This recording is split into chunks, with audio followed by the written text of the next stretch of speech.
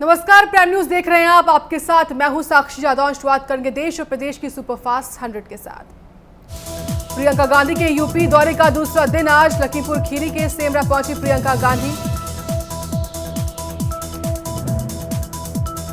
प्रियंका गांधी लखीमपुर खीरी के पसगवा गांव पहुंच पीड़िता अनिता यादव से करेंगी मुलाकात। अमेठी रायबरेली के ब्लॉक अध्यक्षों से मुलाकात भी करेंगी प्रियंका गांधी। प्रतियोगी छात्रों से भी मिलेंगी प्रियंका। एमपी विदिशा हादसे पर पीएम मोदी ने किया शोक व्यक्त। मृतकों के परिवार को 2-2 लाख रुपए की मदद देगी केंद्र सरकार। विदिशा में कुएं में गिरे थे दर्जनों से ज्यादा लोग। बच्चों को बचाने समय हुआ था हादसा।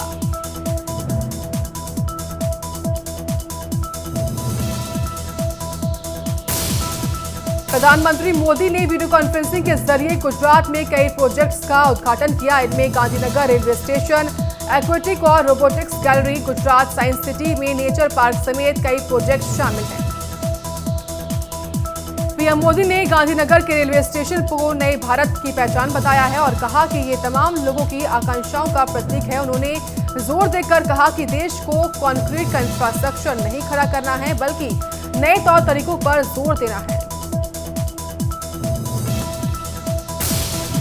पीएम मोदी ने तमिलनाडु, आंध्र प्रदेश, कर्नाटक, ओडिशा, महाराष्ट्र, केरल के मुख्यमंत्रियों के साथ वीडियो कॉन्फ्रेंसिंग के जरिए कोविड पर चर्चा की। इन राज्यों के मुख्यमंत्रियों के सामने पीएम मोदी ने यूपी सरकार की तारीफ भी की। यूपी सरकार के 3T मॉडल का जिक्र किया। इस चर्चा के दौरान गृह मंत्री अमित शाह भी शामिल रहे। यूपी की योगी सरकार की तारीफ करते हुए पीएम मोदी ने कहा, कोरोना संक्रमण से बचाव के लिए उत्तर प्रदेश सरकार ने टेस्ट, ट्रेस और ट्रीट की रणनीति पर काम किया है। पीएम ने कहा कि यूपी ने 5 करोड़ से ऊपर टेस्ट किए गए। यहां की प्रतिदिन टेस्टिंग क्षमता 1.5 लाख से अधिक है। पीएम ने कहा कि कुछ राज्यों में कोविड के मामले फिर बढ़ना चिंता का विषय है। हम तीसरी लहर के मुहाने पर खड़े हैं, ऐसे में सावधानी बरतनी होगी। पीएम मोदी ने कहा कि सभी राज्य सरकारों ने इस संकट के वक्त में एक दूसरे से सीखने का प्रयास किया है। हम उस वक्त ऐसे मोड़ पर हैं जहां तीसरी लहर की आशंका लगाई जा रही है। पीएम ने कहा कि पिछले एक हफ्ते के करीब 80% केस इन्हीं 6 राज्यों से आ रहे हैं जो आज मीटिंग्स में शामिल हैं। पीएम ने कहा कि महाराष्ट्र, केरल में बढ़ते मामले चिंता का विषय हैं। हमें एक बार फिर टेस्ट, ट्रैक और टीके की रणनीति पर काम करना होगा। बीजेपी के राष्ट्रीय अध्यक्ष जेपी नड्डा ने उत्तर प्रदेश की पार्टी की कार्यकारिणी की बैठक में पीएम मोदी और उत्तर प्रदेश के सीएम योगी के कामकाज की सराहना की। उन्होंने कहा कि कोविड के चलते जहां दुनिया के विकसित देश के सामने बड़ी चुनौती खड़ी हो गई थी, वहीं पीएम मोदी ने इस चुनौती का डटकर मुकाबला किया। जेपी नड्डा ने कहा कि पीएम मोदी ने सही समय पर लॉकडाउन लगाया। टेस्ट किट के साथ पीएम मोदी ने 80 करोड़ जनता को पीएम कल्याण योजना के माध्यम से अनाज दिए। वैक्सीनेशन कार्यक्रम के लिए भी जेपी नड्डा ने पीएम मोदी की तारीफ की है और कहा कि विश्व का सबसे बड़ा वैक्सीनेशन का कार्यक्रम भारत में चल रहा है। उन्होंने कहा कि पीएम ने सभी वर्ग का ख्याल रखा है। पीएम ने देश में हेल्थ इंफ्रास्ट्रक्चर तो खड़ा किया है, साथ ही साथ किसानों का भी सम्मान निधि के साथ सम्मान किया। जेपी नड्डा ने योगी की तारीफ करते हुए कहा कि पिछले 4 साल में यूपी बीमारू राज्य से बाहर निकल गया है और निवेश का हब बन गया है। राष्ट्रीय अध्यक्ष ने कहा कि आज यूपी इज टू बिजनेस में देश का दूसरा राज्य बन गया है। योगी के नेतृत्व में न सिर्फ यूपी का बजट बढ़ा है, बल्कि टैक्स कलेक्शन की बढ़ोतरी हुई है। इसके साथ ही जेपी नड्डा ने अपने पार्टी के पदाधिकारियों और कार्यकर्ताओं का यह मोदी और योगी के कामकाज का फायदा यूपी के सभी लोगों को मिले, इसके लिए मिलकर के काम करने का आह्वान किया है। और सीएम योगी ने कहा कि राज्य सरकार ने कोविड की दूसरी लहर के दौरान पूरी ताकत से काम किया है। केंद्र और राज्य के बीच क्योंकि तालमेल बेहतरीन है, इसलिए समय रहते कोविड की दूसरी लहर पर काबू पा लिया गया। एक बार फिर बढ़ी मुख्तार अंसारी की मुश्किलें। फर्जी शस्त्र लाइसेंस मामले में 30 साल बाद तय हुआ आरोप। फर्जी शस्त्र लाइसेंस मामले में कोर्ट ने मुख्तार पर आरोप तय कर दिए हैं। प्रयागराज की स्पेशल एमपी एमएलए कोर्ट ने मुख्तार पर 5 धाराओं में आरोप तय किए हैं। देश में बीते 24 घंटे में कोविड के कुल 38,079 नए मामले सामने आए हैं, तो वहीं इस दौरान 560 की मौत हो गई है। देश में कुल आंकड़े 3,02,27,000 हो गए हैं। बीते 24 घंटे के दौरान कुल 43,916 मरीज डिस्चार्ज हुए हैं, जिसके बाद कुल ठीक होने वाले मरीजों की संख्या 3,02,00,000 के पार है। देश में सक्रिय मामलों की कुल संख्या 4,24,000 है, जिसमें बीते 24 घंटे में देश में 42,12,000 वैक्सीन लगाई गई है, जिसके बाद कुल वैक्सीनेशन का आंकड़ा 39,96,95,000 हो गया है। देश में ठीक होने का दर 97% से ज्यादा हो गया है और वहीं दैनिक संक्रमण दर जो है 1.99% हो गया है। देश में एक्टिव केस का प्रतिशत कुल मामलों का 1.39%। देश में बीते 24 घंटे में 19,98,000 सैंपल टेस्ट किए गए हैं। आईसीएमआर के अनुसार अब तक कुल 44,20,00,000 से ज्यादा सैंपल टेस्ट हो चुके हैं। उत्तर प्रदेश में बीते 24 घंटे में 6 व्यक्तियों की मौत हो गई है। 88 नए संक्रमण की पुष्टि हुई है। अब तक मरने वालों की संख्या बढ़कर 22,000 है।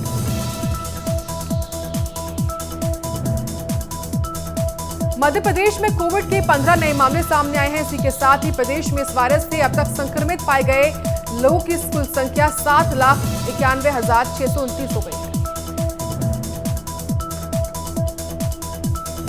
जम्मू कश्मीर में 203 नए मामले सामने आए हैं, तो वहीं महामारी से एक मरीज की मौत हो गई है। इसी के साथ ही संक्रमण के कुल मामले बढ़कर 3,19,355 हो गए हैं।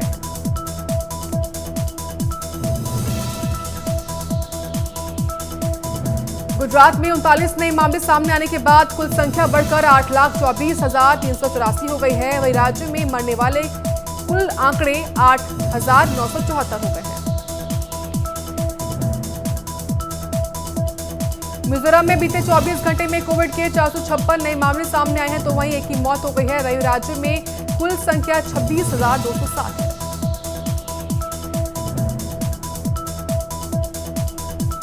असम में बीते 24 घंटे में 1,992 नए मामले सामने आए हैं, तो वहीं 2,498 मरीज डिस्चार्ज हुए हैं और 27 मौतें दर्ज की गई हैं।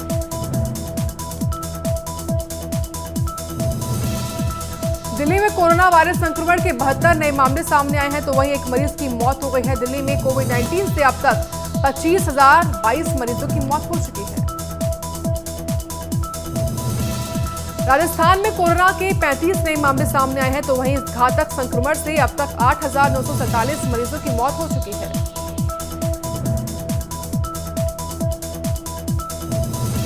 आंध्र प्रदेश में 2,526 नए मामले सामने आने के साथ ही कुल संख्या बढ़कर 19 लाख के पार पहुंच चुकी है। इसी के साथ संक्रमण से 24 और मरीजों की मौत होने के बाद मृतकों का कुल आंकड़ा 13,081 हो गया है।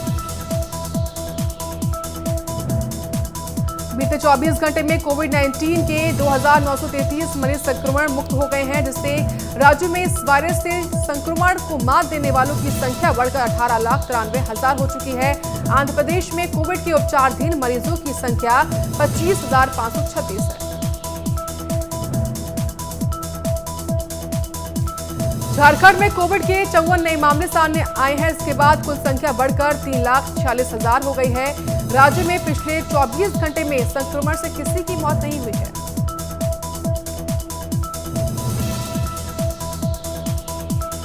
राज्य में अब तक 3,41,015 लोग ठीक हो चुके हैं। इसके अलावा 344 मरीजों का इलाज जारी है। बीते 24 घंटे में राज्य में कोविड के 49,245 नमूनों की जांच हुई है।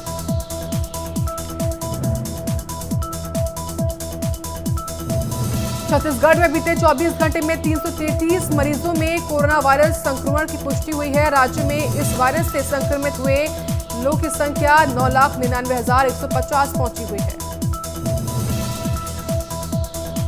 केरला में 13,773 लोग संक्रमित पाए गए हैं। 12,370 लोग ठीक हुए हैं। 87 की मौत हो गई है।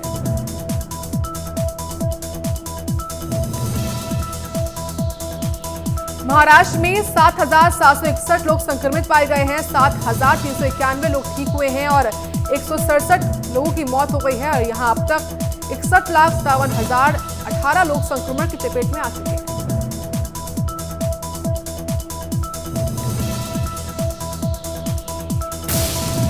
अमरोहा में पुलिस और बदमाश के बीच में हुई मुठभेड़। पुलिस ने मुठभेड़ के दौरान 25,000 के नामी बदमाश को किया गिरफ्तार। मुठभेड़ के दौरान एक सिपाही को भी लगी गोली।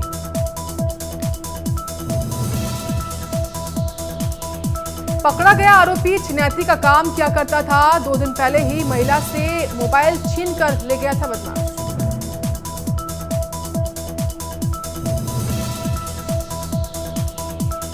मऊ में 1.5 वर्षीय बच्ची के साथ युवक ने किया दुष्कर्म। टॉफी का लालच देकर मासूम को घर से दूर ले गया आरोपी। सूचना पर पहुंची पुलिस ने आरोपी युवक को किया गिरफ्तार। विभिन्न धाराओं में मुकदमा दर्ज कर आरोपी युवक को भेजा गया जेल।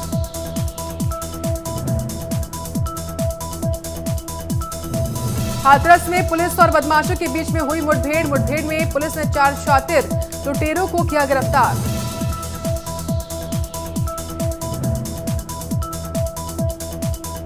पकड़े गए आरोपियों के पास से 2 लाख से ज्यादा कैश और हथियार बरामद किए गए हैं। पकड़े गए आरोपियों पर लूट, डकैती, गैंगस्टर समेत कई धाराओं में मुकदमे दर्ज हैं।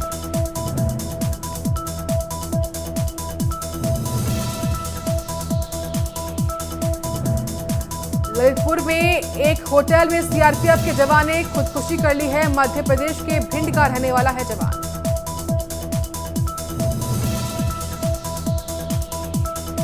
सूचना पर पहुंची पुलिस ने शव कब्जे में लिया। ऑफिस के काम के लिए 2 दिन से होटल में रुका हुआ था जवान।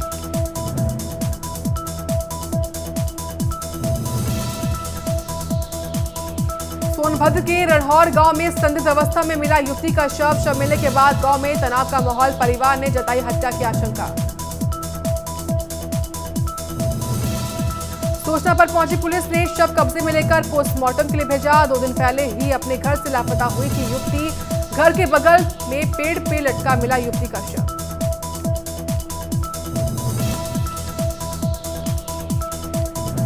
हाथरस पुलिस के हत्थे चढ़े गांजा तस्कर। कोतवाली सांसदी पुलिस ने गांजा तस्कर से पकड़ी बड़ी खेप। चेकिंग के दौरान पकड़ाए गांजा तस्कर।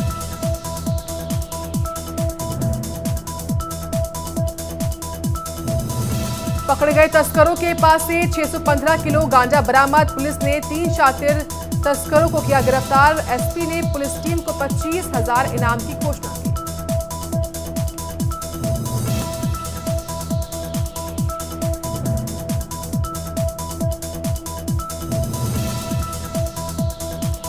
सुल्तानपुर में आकाशीय बिजली गिरने से किसान की मौत हो गई। खेत में काम करते वक्त गिरी आकाशीय बिजली।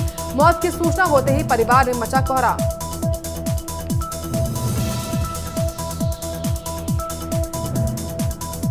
सूचना पर पहुंची पुलिस ने शव कब्जे में लेकर पोस्टमार्टम के लिए भेजा। खेत में धान की रोपाई करते वक्त हुआ था हादसा।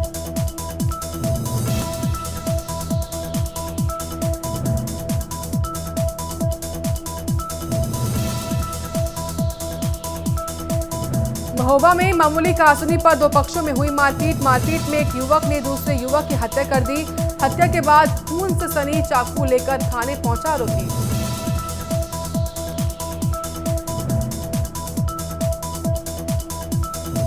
हत्या के बाद गांव में तनाव का माहौल। अवैध संबंधों के शक में युवक ने की हत्या। पुलिस ने आरोपी को किया गिरफ्तार।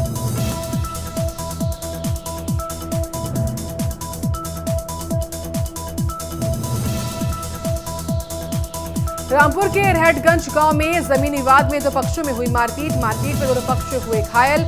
सभी घायलों को अस्पताल में किया गया भर्ती।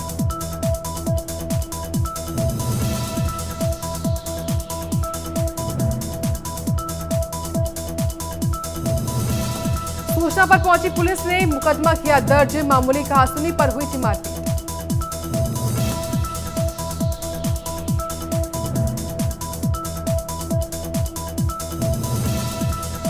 हमीरपुर में ट्रैवल्स एजेंसियों पर एसडीएम ने मारा छापा। बिना रजिस्ट्रेशन के चल रहे ट्रैवल्स एजेंसियों पर एसडीएम ने की कार्रवाई।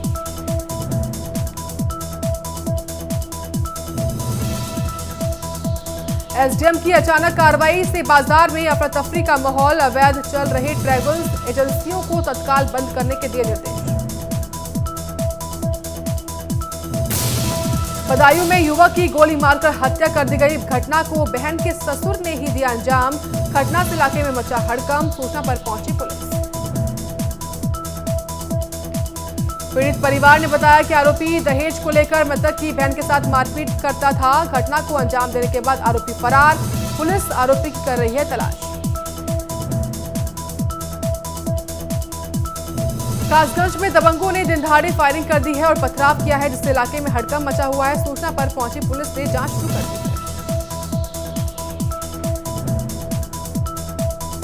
गोंडा में एसपी ने पुलिस परेड का निरीक्षण किया। परेड में शामिल पीआरवी वाहनों को चेक किया।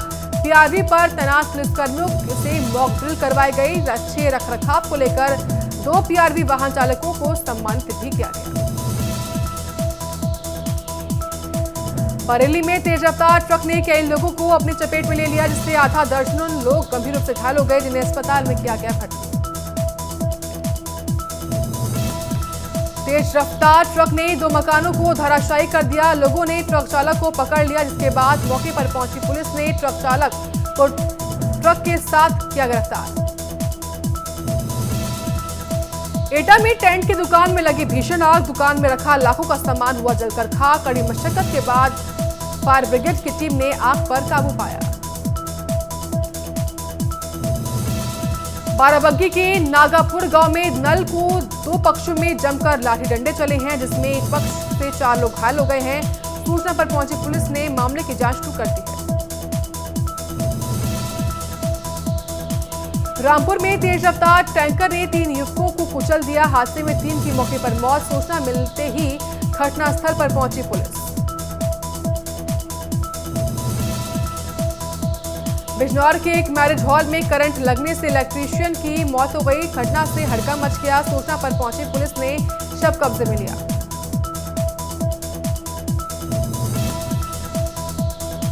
जालौन में बिजली विभाग के जेई के साथ पुलिसकर्मियों ने बदतमीजी की और चोरी की गाड़ी जलाने के आरोप में जेई को पुलिस थाने में बंद कर दिया। पीड़ित ने एसपी से शिकायत कर दोषी पुलिसकर्मियों के खिलाफ कार्रवाई की मांग की है। चंदौली में मिनी बैंक लूटने की फिराक में बदमाशों ने कर्मचारी को गोली मार दी। घटना को अंजाम देकर बदमाश हुए फरार। सूचना पर पहुंची पुलिस ने घायल को अस्पताल में भर्ती कराया है। हरदोई में संदिग्ध अवस्था में युवती ने गोली मारकर खुदकुशी कर ली है। घटना से परिवार में हड़कंप मच गया है। सूचना पर पहुंची पुलिस ने शव कब्जे में लेकर जांच शुरू कर दी है। जालौन में युवक का तमंचा लहराते वीडियो हुआ वायरल। आरोपी तमंचा लहराकर पड़ोस के लोगों के साथ गाली गलौज कर रहा था। वीडियो सामने आने के बाद पुलिस ने मामले की जांच शुरू कर दी है। भारतीय किसान यूनियन के नेता राकेश टिकैत रामपुर पहुंचे, जहां किसानों ने स्वागत किया। इस दौरान राकेश टिकैत ने कहा कि जिस तरीके से पश्चिम बंगाल में खेला हुआ है, उत्तर प्रदेश में भी खेला होगा। राकेश टिकैत ने कहा कि हमने सरकार को 2 महीने का वक्त दिया है। सरकार ने बात नहीं मानी तो देश में जंग होगी। डीजल बहुत महंगा हो गया है और सरकार नहीं सुन रही है। किसान की खेती की लागत नहीं बढ़ रही है। रामपुर में एक महिला ने ससुराल वालों पर दहेज के आरोप में पिटाई का आरोप लगाया है। महिला ने कहा कि आए दिन पति दहेज की मांग करता था। विरोध करने पर उसके साथ मारपीट हुई है। वहीं पुलिस पूरे मामले की जांच कर रही है। एटा में 105 सचिवों की लापरवाही सामने आई है। एटा जिला पंचायत राज अधिकारी आलोक कुमार ने कार्य में लापरवाही बरतने के कारण 8 ब्लॉकों के 105 सचिवों को नोटिस जारी किया है और 3 दिन के भीतर जवाब मांगा है। वहीं 2 सचिवों के खिलाफ निलंबन की कार्रवाई हुई है। डीपीआरओ ने बताया कि अगर 3 दिन में नोटिस का जवाब नहीं मिला तो उनके खिलाफ सख्त कार्रवाई होगी। ग्रेटर नोएडा में टोल प्लाजा पर लगे भीषण जाम में एक एम्बुलेंस फंस गई। मौके पर पहुंची पुलिस ने कड़ी मशक्कत के बाद एम्बुलेंस को जाम से निकाला और रवाना किया। बता दें, टोल प्लाजा पर लगे फास्ट ट्रैक मशीन खराब होने से लगा जाम। गोंडा में घाघरा नदी के उफान से तबाही मची हुई है। नदी के पानी में प्राथमिक विद्यालय डूब गया है, जिससे स्कूल की दीवार गिर गई है। वहीं जिला प्रशासन ने ग्रामीणों को सावधान रहने के निर्देश दिए हैं। एटा के गांव में एक युवक ने फांसी लगाकर खुदकुशी कर ली है। घटना से परिवार में हड़कंप मच गया है। परिवार ने पुलिस को सूचना दी। सूचना पर पहुंची पुलिस ने शव कब्जे में लिया। ललितपुर के पटसेमरा गांव में घरेलू विवाद को सुलझाने गई पुलिस को दंपति ने खदेड़ दिया। पुलिस ने भागकर अपनी जान बचाई। ग्रामीणों ने वीडियो बनाकर सोशल मीडिया पर किया वायरल। जालौन में तेज रफ्तार ट्रैक्टर ने मां बेटे को टक्कर मार दी। घायलों को अस्पताल में भर्ती कराया गया, जहां इलाज के दौरान 15 साल के बेटे की मौत हो गई। बिजनौर में हुई लूट की घटना का पुलिस ने किया खुलासा। स्वाट टीम और पुलिस ने 2 को किया गिरफ्तार। इनके पास से घटना में इस्तेमाल किए गए 2 तमंचे, 1 जिंदा कारतूस और मोटरसाइकिल बरामद। सीतापुर में महिलाओं को दौड़ा-दौड़ाकर लाठियों से पीटा गया, जिसमें 3 महिलाएं हुई घायल। महिलाओं को जिला अस्पताल में कराया गया भर्ती। मारपीट का वीडियो हुआ वायरल।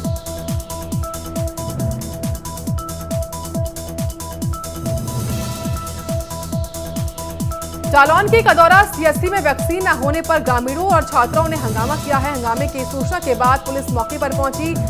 वहीं जनता का कहना है कि 3 दिनों से वैक्सीनेशन केंद्र में चक्कर लगा रहे हैं, लेकिन वैक्सीन नहीं मिल रही है। बीजापुर अतिथि गृह में परामर्श निकेतन के स्वामी चितानंद सरस्वती ने सीएम पुष्कर सिंह धामी से भेंट की है। इस दौरान स्वामी ने सीएम को हरेला पर्व की बधाई दी और साथ ही एक पौधा भी भेंट किया। किसान मोर्चा के राष्ट्रीय अध्यक्ष राजकुमार चाहर ने सीएम पुष्कर सिंह धामी से सीएम कार्यालय पर मुलाकात की है। इस दौरान उन्होंने किसान हित से जुड़े अलग अलग समस्याओं पर भी सीएम से बातचीत की। रामनगर में बेरोजगारी के चलते मानसिक रूप से परेशान युवक ने खुदकुशी कर ली। पिछले कुछ दिनों से नौकरी छूट जाने की वजह से तनाव में था युवक। सूचना पर पहुंची पुलिस ने शव कब्जे में लेकर जांच शुरू कर दी है।